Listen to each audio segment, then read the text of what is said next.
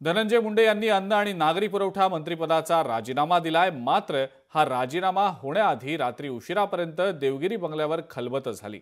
त्यात धनंजय मुंडेंची चांगलीच कान उघडणी झाल्याचंही समजतंय आणि संतोष देशमुख यांच्या हत्येबाबतचे फोटो समोर आले। त्यानंतर देवगिरी बंगल्यावर खलबत झाली आणि त्यानंतर सकाळी मुंडेंचा राजीनामा झाला। हा सगळा घटनाक्रम लोकशाही मराठीच्या हाती लागलेला आहे। पाहुयात त्याच संदर्भातला हा एक सविस्तर रिपोर्ट।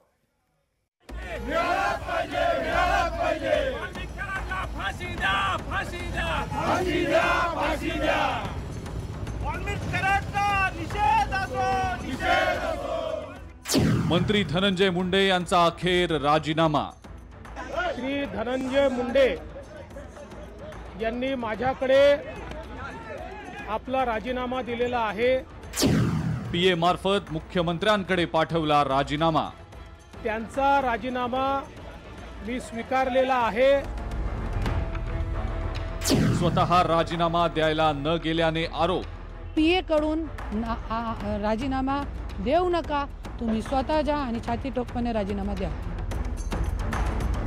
बीडच्या मस्साजोगचे सरपंच संतोष देशमुख हत्या प्रकरणातील आणि खंडणी प्रकरणातील मास्टरमाइंड असलेला वाल्मिक कराड हा धनंजय मुंडेंचा खास माणूस। संतोष देशमुखांची हत्या झाल्यापासून धनंजय मुंडेंच्या राजीनाम्यासाठी संपूर्ण महाराष्ट्रभर आंदोलनाचा वणवा पेटला।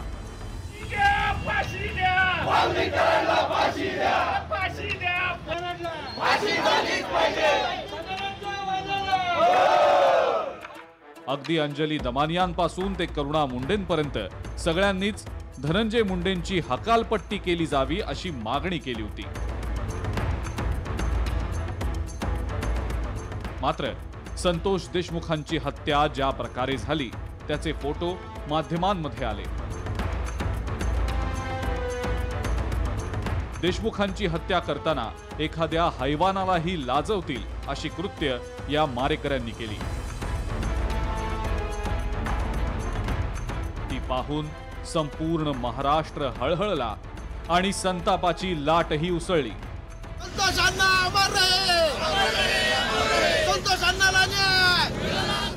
यानंतर अजितदादांचं शासकीय निवासस्थान देवगिरी बंगल्यावर रात्री उशिरापर्यंत बैठकीला अजित पवार, सुनील तटकरे, प्रफुल्ल पटेल, धनंजय मुंडेंची उपस्थिती। धनंजय मुंडे यांच्या राजीनाम्याबाबत चर्चा। स्वतः फडणवीस धनंजय मुंडेंशी बोलले। बैठकीत उपमुख्यमंत्री अजित पवारांकडनं धनंजय मुंडेंची कान उघडणी। देवेंद्र फडणवीसांनी धनंजय मुंडेंना राजीनामा देण्याचे आदेश दिले। सकाळी धनंजय मुंडेंनी पीए प्रशांत जोशींमार्फत राजीनामा फडणवीसांकडे पाठवला। रात्री उशिरापर्यंत राजीनाम्याबाबत खलबत झाल्यानंतर सकाळी स्वतः देवेंद्र फडणवीसांनी माध्यमांसमोर येत मुंडेंचा राजीनामा स्वीकारल्याचं सांगितलं। श्री धनंजय मुंडे यांनी माझ्याकडे आपला राजीनामा दिलेला आहे। त्यांचा राजीनामा मी स्वीकारलेला आहे आणि पुढील कारवाई करता तो माननीय राज्यपाल महोदयांकडे पाठवलेला आहे। धनंजय मुंडेंनी पीए मार्फत राजीनामा दिल्यानं करुणा मुंडेंनी संताप व्यक्त केलाय। स्वतः जाऊन राजीनामा का दिला नाही असा सवालही त्यांनी विचारला। माझी आज मागणी आहे धनंजय मुंडे कडून की पीए कडून राजीनामा देऊ नका, तुम्ही स्वतः जा आणि छाती ठोकपणे राजीनामा द्या। अखेर वाल्मिक कराडला जवळ धरणाऱ्या धनंजय मुंडेंना आपल्या मंत्रिपदाचा राजीनामा द्यावा लागला। खरं तर संतोष देशमुख हत्या आणि खंडणी प्रकरणात वाल्मिक कराड हा मास्टरमाइंड असल्याचं आरोपपत्रात म्हटलं गेलंय। त्यामुळे तपासामध्ये कोणताही दबाव येऊ नये म्हणून धनंजय मुंडेंच्या राजीनाम्याची मागणी होत होती।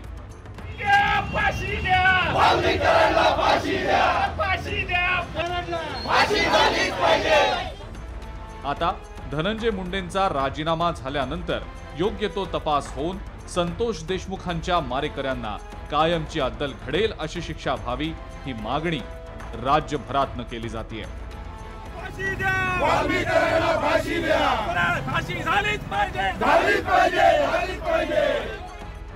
ब्युरो रिपोर्ट, लोकशाही मराठी.